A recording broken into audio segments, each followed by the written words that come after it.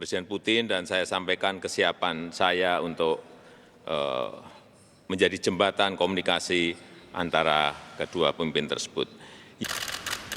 Namun, Sekretaris Pers untuk kantor Presiden Ukraina, Serhiy Nikiforov, membantah soal titipan pesan Presiden Zelensky untuk Presiden Putin. Kepada media Ukrainska Pravda, Serhiy Nikiforov mengatakan jika Zelensky ingin berbicara kepada Putin, dia akan melakukannya di depan umum. Indonesia adalah salah satu pengimpor gandum terbesar dari Ukraina, dan blokade pada pelabuhan Ukraina menjadi fokus utama pembicaraan di antara kedua presiden.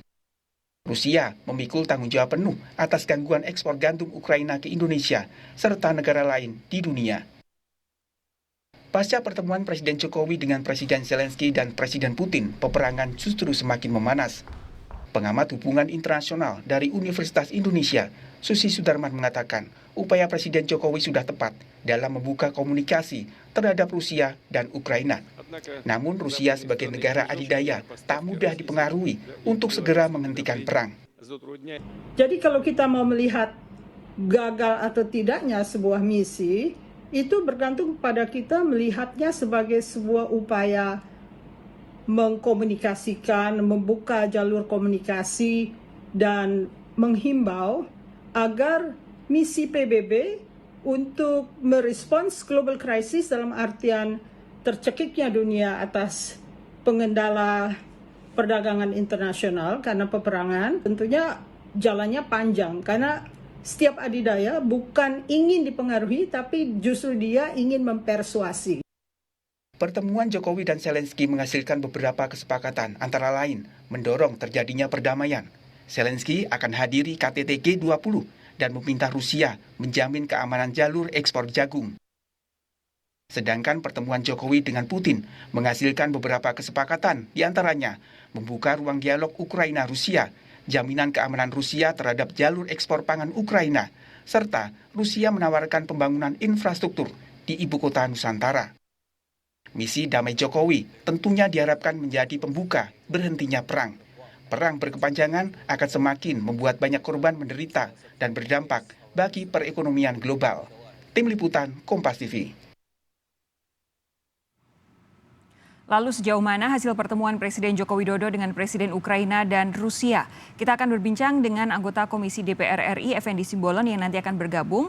Tapi saat ini yang sudah ada bersama saya adalah pakar hukum internasional Hikmahanto Juwono. Pak Hik, selamat malam. Selamat malam. Jadi kalau kemudian setelah Pak Jokowi pulang dari Ukraina dan Rusia justru ada eskalasi serangan dari Rusia menuju ke Ukraina, apa yang bisa Anda sampaikan? Ya, yang pasti ini bukan sesuatu yang instan. Pertama itu. Kedua, kalaupun ada gencatan senjata, ini kan bukan gencatan senjata yang dua pemimpin dari dua negara itu menandatangani suatu perjanjian gencatan senjata. Jadi perlu proses. Serangan itu perlahan-lahan harus selesai, katakanlah begitu.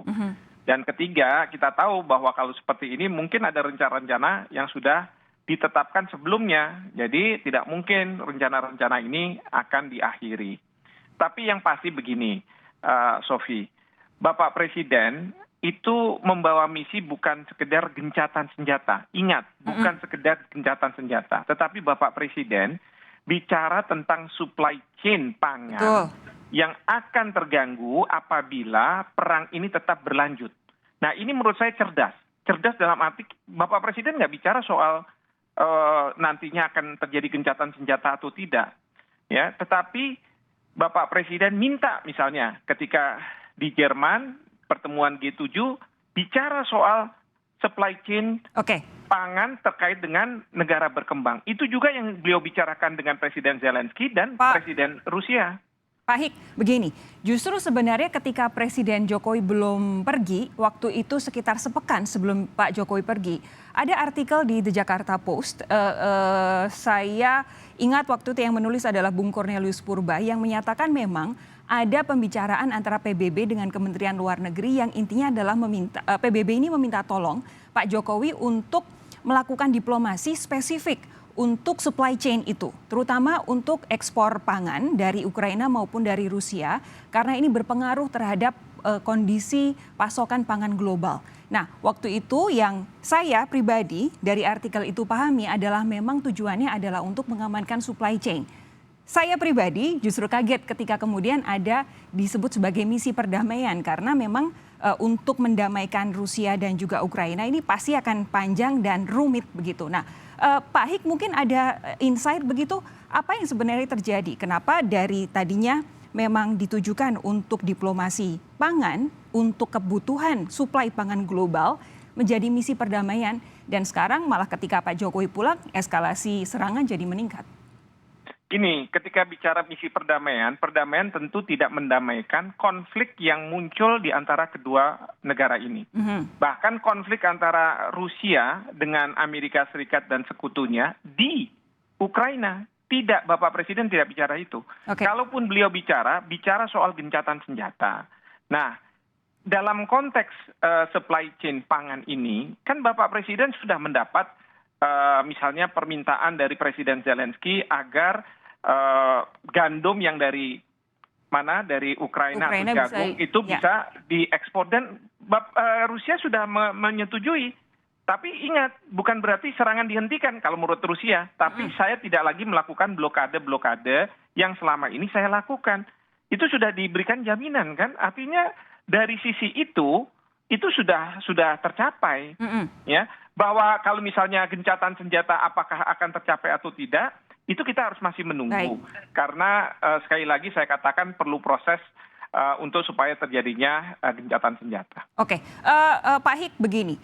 Saya bukan diplomat, tapi saya bisa membayangkan ketika ada bantahan dari pemerintah Ukraina bahwa pemerintah Ukraina menyatakan tidak ada pesan yang disampaikan oleh Presiden Zelensky kepada Presiden Jokowi untuk Presiden Putin, to a certain degree sampai pada batasan tertentu itu merupakan sebuah diplomatic catastrophe dalam cakupan tertentu begitu. Apa yang bisa Anda lihat dari hal ini dan apa tanggapan Anda tentang bantahan dari Ukraina? Saya kira begini, bagaimana menafsirkan apa itu pesan?